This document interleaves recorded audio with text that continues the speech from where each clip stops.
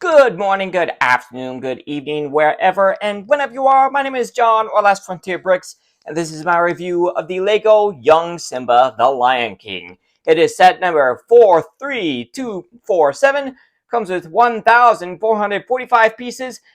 It was released in 2024 and retails for $130. I gotta say, I know Lion King's had its 30th anniversary last year, but I gotta say, Lego definitely wanted to celebrate it. Between this set, the $20 Simba the Lion King Cub, plus Simba's minifigure introduction in the Lego Ideas Magic of Disney set, I gotta say, Simba had quite the year for Lego. And I gotta say, taking a look at this thing, this looks absolutely fantastic. It looks very much like what you see Simba look like in the movies. So especially love the look of those printed eyes. At least I'm pretty sure they're printed. I'm gonna be very disappointed if they're not, but I would not be the least bit surprised if they are printed. This thing looks absolutely fantastic with the black box art with just a little bit of like the Disney stars over there by the Lion King logo. Taking a look at the top, you can see the Disney logo as well as the bush piece that they use for the tip of Simba's tail. Swing around from the side to the back, you can see the side profile of the set, along with the dimensions, with it being 11.5 inches or 29 centimeters long, and basically that same length high. So yeah, pretty interesting. That it's basically the same length and height. Plus, you get a shot of Simba from the movie, along with along with a still life image of him just saying by someone's window frame. Plus, another thing that one of the functions is that you can move his head. Although, to be honest, as I understand it, this is mainly a display piece, not much really meant for play. But then again, you got the $20 Lion King Cup set for play value. Let's go ahead and get this box open. This does have tape. Oh, almost. Oh, actually, just noticed is that you have the Lion King 30th anniversary symbol right there on the other side of the box. Nice catch there. Anyway, this does have the tape on it, so you don't have to damage the box if you don't want to. And there we go. All right, let's see what all we got here. All right, we got 1, 2, 3, 4, 5. There's an instruction manual. We'll take a look at that in just a second. 6, 7, 8, 9, 10, 11, 12, 13, 14, 15 bags of parts. So, and as I said, we do have the instruction manual and the usual file folder. Very happy about that. Love that Lego's been doing this for the larger sets. It's certainly necessary. I've had sets where you get instruction manuals that are just sent out by themselves, and they get so crinkled it's not even funny. And when you take a look at the front, the instruction manual, you see the Lego and Disney logo, also along with a nice shot of the set. Taking a look at the back, it's just a plain white background with the Disney and Lion King logos. Very nice, very subtle, but certainly works. Once again, we have an ad for paper bags in a set without them. Ooh, I don't like this. They got a image of both this set and the $20 set side by side in the nice little ad that you're gonna have. That you got both sets. Then you've got a brief interview with the set designer Marcos Besa.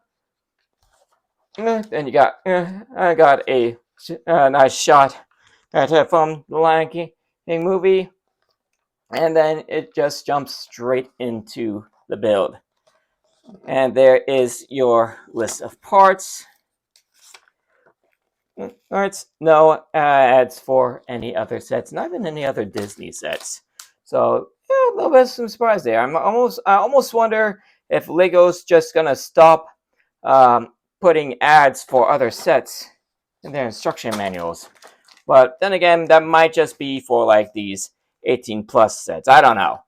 Anyway, this is one really big set, so I probably won't end up doing a time lapse for this set. So we'll just go ahead and jump to the completed build right now.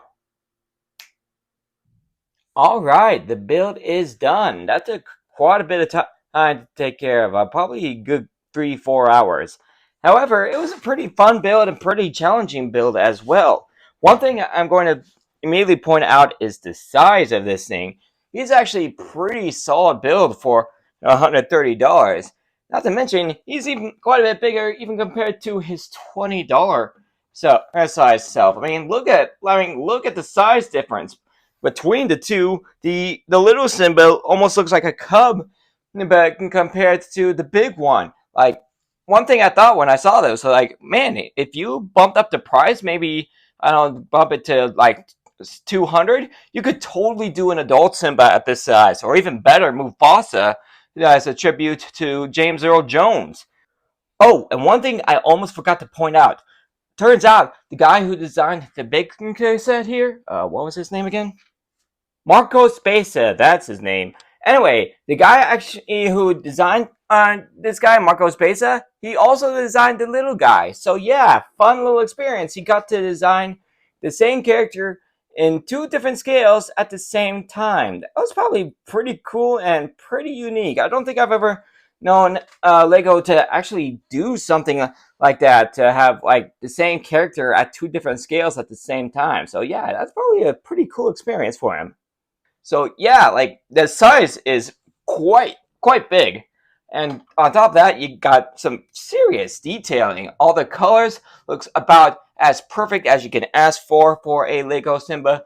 I love the detailing on the paws, like using these like one corner cone pieces is to get those the rounded edges on the paws. That looks super good. The front legs could probably use a bit more attachment. They're only attached to the main body by, yeah. Oh, there you go. That's why they need that more attachment, because like they're only held on to the main body by a couple of pins. Admittedly, that yeah, it is easy to get back on there, so that's nice. But yeah, don't grab onto it by the front legs, because those pop off super easy. Also, I like the angles the legs are at. It's a pretty solid. You got pretty solid shaping all around. The tail is somewhat adjustable. The main part here is attached to here by technical pins, so not gonna be doing a whole lot there. But the middle and back section of the tail all can be pretty adjustable. Like the use of the bush piece in brown for the tail, but you'll also notice that there's also, like, you might be able to notice on camera, but there's also one of the almost like lightsaber blade pieces in brown stuck in the middle. I honestly thought I was gonna stick out too much, but once I got it in there, I was like, that's actually the perfect angle. It's actually the perfect angle and perfect color. Like, it blends in there perfectly. Unless you're looking for it, you're not gonna notice it's there. Also, I love the detailing on the face, especially the eyes there. There you got the main pupils are the these 2x2 dish pieces with just a little bit of printing with those two white dots. It's and a ring of brown around it. Plus, I like the use of the hot dog pieces in black for the eyebrows. The ears are in a good shape, also good coloring. Interesting piece usage for one of the whiskers. The main four of the whiskers use the minifigure control sticks, so you can get them at a little angle. But these large ones back here, those are using the minifigure fencing sword, or the pieces in tans. Again, nice. Again, some nice part usage and shit going on here. Speaking of part usage, I really like that they use like these almost like dinosaur foot shaped pieces is going on, whether it be on the legs or the neck, or even on the back of the head here to get some like fur details. Lots going on around here.